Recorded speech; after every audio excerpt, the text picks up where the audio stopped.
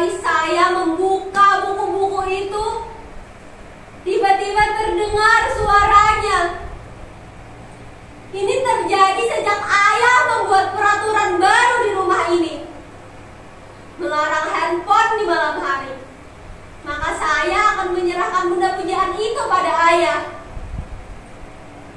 Dan saya akan duduk di bangku itu, menghadapi buku-buku yang bisu dan tak asik itu sampai saya tertidur. Ayah atau ibu, mereka bergantian seperti tentara jaga malam, akan datang ke kamar ini setiap 1 jam sekali untuk memastikan apakah saya masih membaca sebelum pukul 10 atau 11 malam, waktu saya untuk tidur.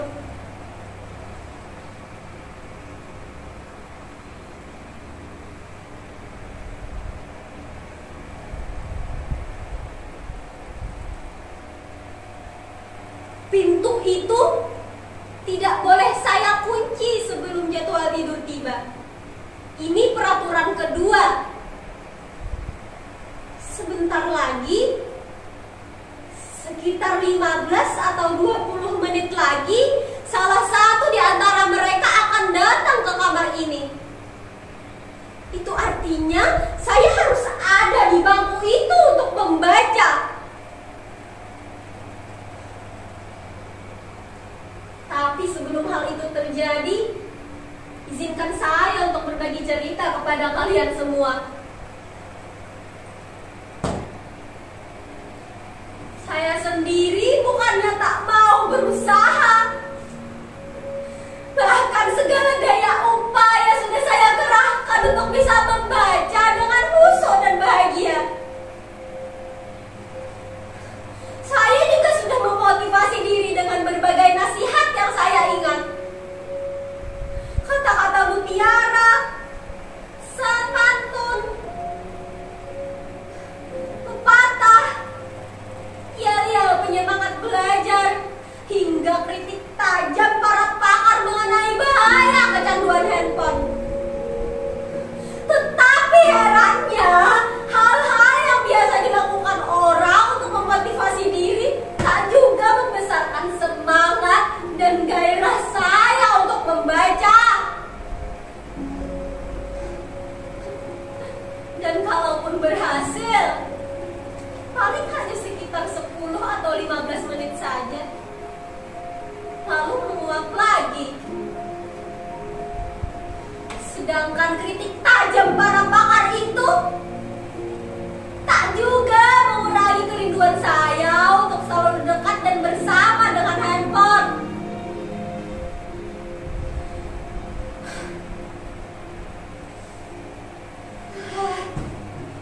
Kalau saja mengubah diri bisa serenyah ceramahnya Mario Teguh, mungkin saya tak akan menderita begini lagi.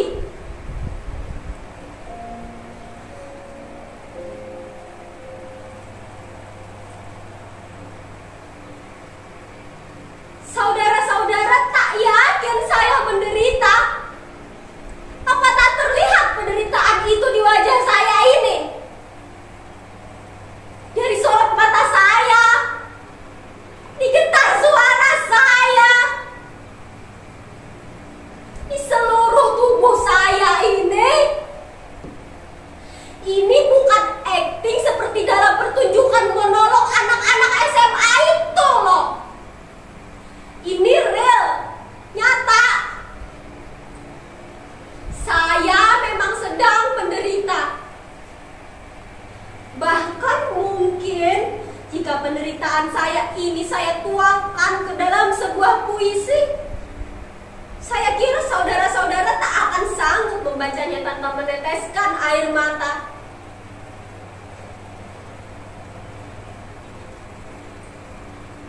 Tak percaya? Saudara-saudara tak percaya bahwa saya sedang dikepung sepi dan dibuli sedih?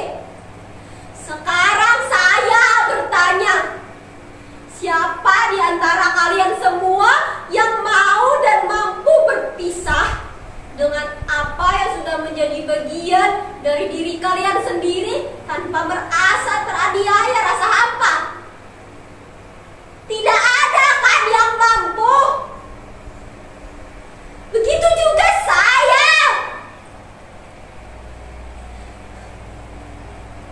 Itulah mengapa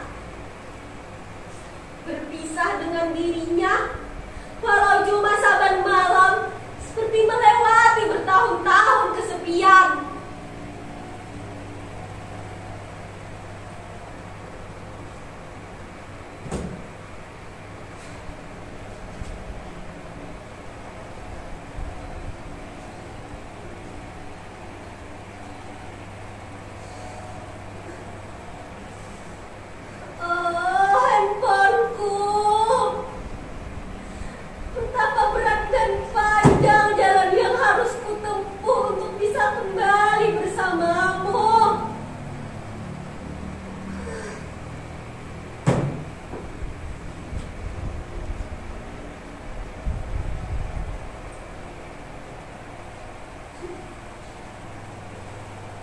Sejak pertama kali saya mengerti membaca dan menulis,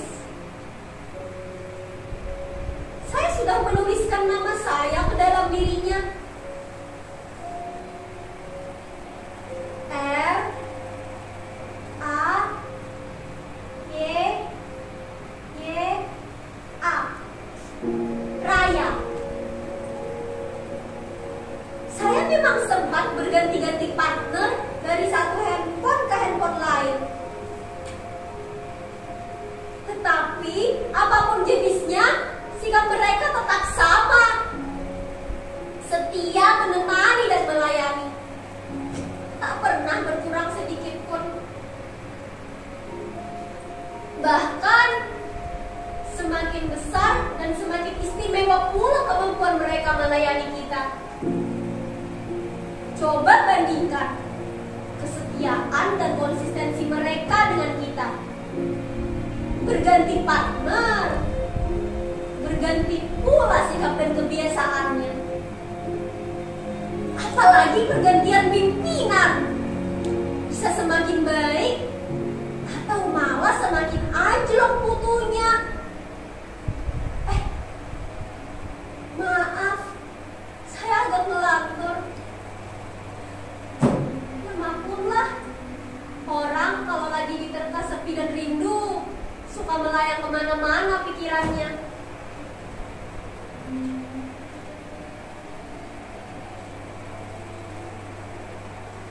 Jadi bagaimana sekarang?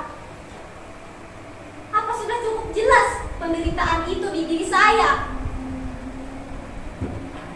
Saya memang sedang menderita. Tapi saya menderita bukan karena saya hanya dipisahkan dengan benda pujaan saya itu saja. Tetapi saya menderita karena saya dihadapkan kepada dua keadaan secara bersamaan. Di satu sisi, saya tahu ayah dan ibu ingin saya punya prestasi dan maju dalam studi. Tapi di sisi lain, seluruh diri saya, jiwa saya, dan kesadaran saya sudah terbiasa bahkan sejak kecil selalu bersama dengannya. Bahkan sebelum ada peraturan 12 jam tanpa handphone itu, saya seringkali tidur dengannya. Bagaimana bisa saya melewati hari meski sesaat tanpa dia?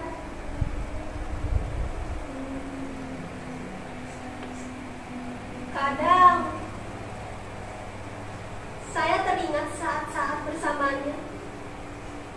Maka saya akan mengambil casingnya. Lalu saya dekatkan ke dada saya. Seperti ini.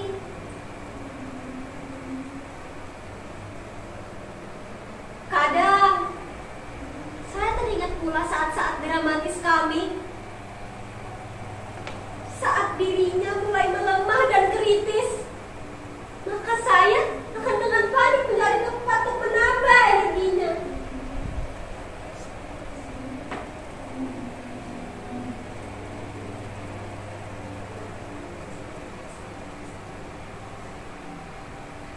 Lalu bagaimana bisa saya berlama-lama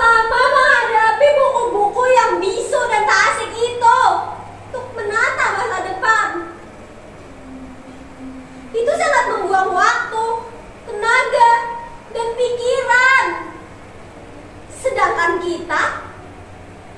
Kita berada di zaman yang sangat bergantung dengan kecepatan dan keringkasan.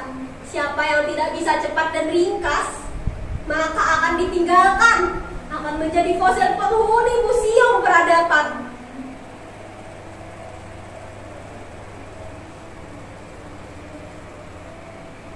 Saya sebenarnya pernah hampir berhasil tidak terlalu bergantung kepadanya lagi, selain hanya untuk hal-hal penting saja. Tetapi setelah saya memergoki ayah dan ibu pada suatu malam, duduk begitu asik dan intim dengan handphonenya masing-masing, saya menjadi merasa dikhianati. Saya mulai kehilangan kemampuan saya untuk bisa berpisah dengannya. Bahkan sekarang dia ada di dalam kepala saya.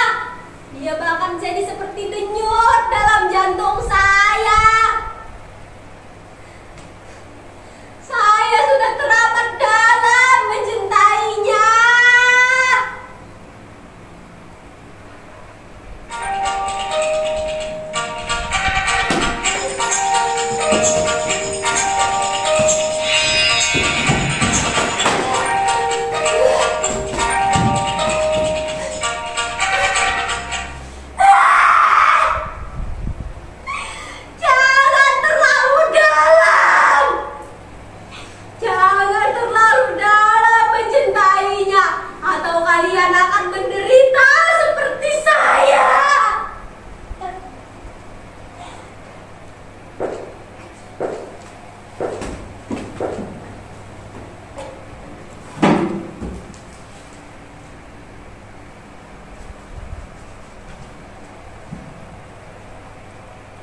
Betapa berat dan panjang jalan yang harus saya tempuh.